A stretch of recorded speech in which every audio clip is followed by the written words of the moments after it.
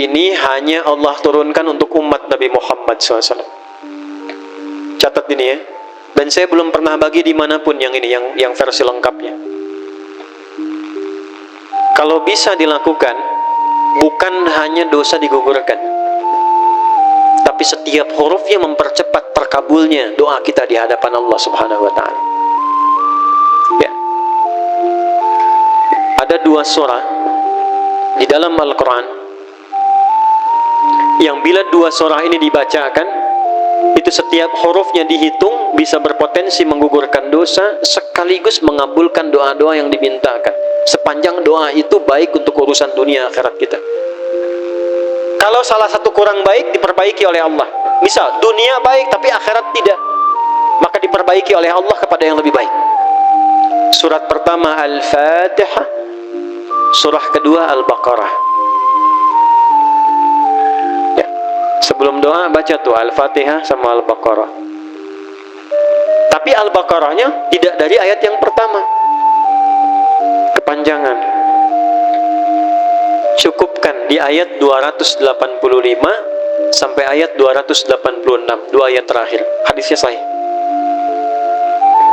Kalau mau dikuatkan, biasanya banyak ulama memasukkan ayat 284. Ada yang sudah masuk ke dalam Ka'bah di sini? Ini informasi saja.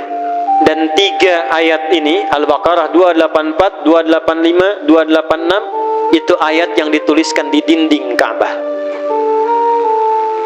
Itu yang saat berhala dikeluarkan, gambar-gambar dihapus, ya, syair-syair diganti dengan ayat Quran sehingga jadi kain kiswah Ka'bah di luar. Itu ada sejarahnya.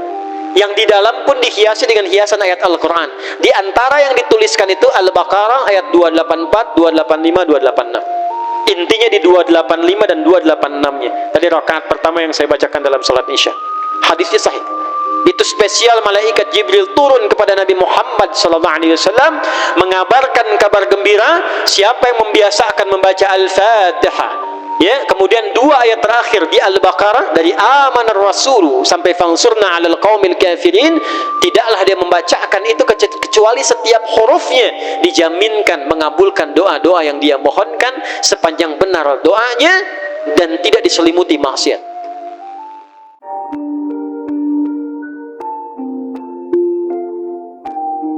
Kalau kita ilustrasikan, ini ada tempat dimasukkan kemudian air bening. Gambarkan yang bening itu takwa ini. Jelas?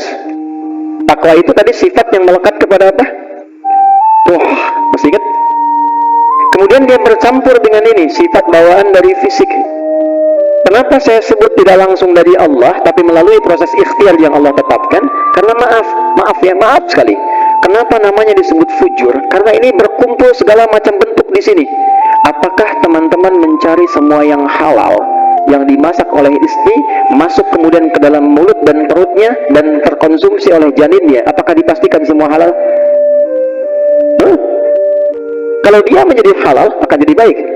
Kalau dia menjadi syubhat, dia akan menjadi bercampur. Kalau dia dari yang haram, akan menjadi kotor. Karena itu yang bersumber di fisik disebut dengan fujur, yang ini pasti baik. Tadi saya katakan, kalau campurannya susu, bening, bagus, nyaman. Tapi kalau campurannya kotor, lumpur dan sebagainya, maka jadi bermasalah. Maka jangan pernah membawa sesuatu yang haram dibawa ke rumah, apalagi dikonsumsi anggota keluarga, karena itu pasti akan merusak dan berpengaruh pada karakter. Karena masuknya ke sini. Itu pasti itu. Pasti.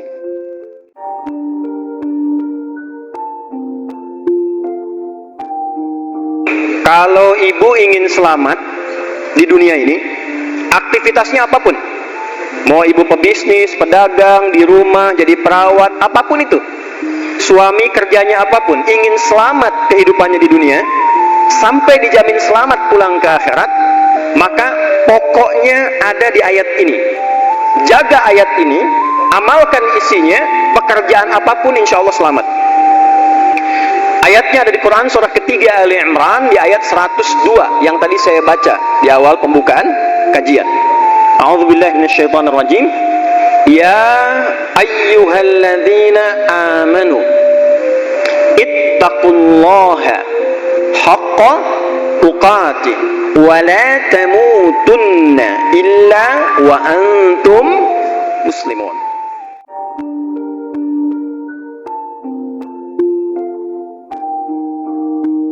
Ada ujian tidak mudah dirasakan. Anda buka surat Ad-Duha itu, wadduha wal laili idza saja ma wadda'aka rabbuka wa ma qala, dan merasakan suratnya untuk kita. Anda baca, aku bersumpah kata Allah, demi segala kenikmatan yang pernah aku berikan kepadamu, seperti engkau merasakan nikmatnya cahaya duha, ataupun saat engkau merasakan sedang sulit seperti merasakan gelap dalam kegelapan malam. Apakah karena persoalan yang saat engkau alami, engkau lupa dengan kesenangan yang telah engkau dapatkan banyak hal di masa lalu? Apakah karena satu kekurangan saat ini yang kau rasakan menjadikan engkau pesimis, padahal dulu banyak kebaikan yang telah engkau raih? Ayo move on, bahasa kitanya begitu tuh. Yakinkan pada dirimu yang paling dalam suka ataupun duka.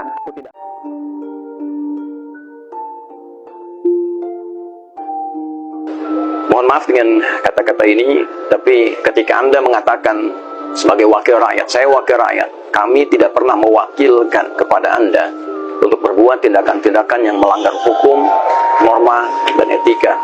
Semoga ini bukan hanya menjadi satu berita yang ramai dan selesai. Ya, saya berharap ada koreksi internal di dalam, perenungan mendalam, dan saya mohon pada elit-elit bangsa, ini bangsa mau dibawa kemana? Negara mau diarahkan kemana?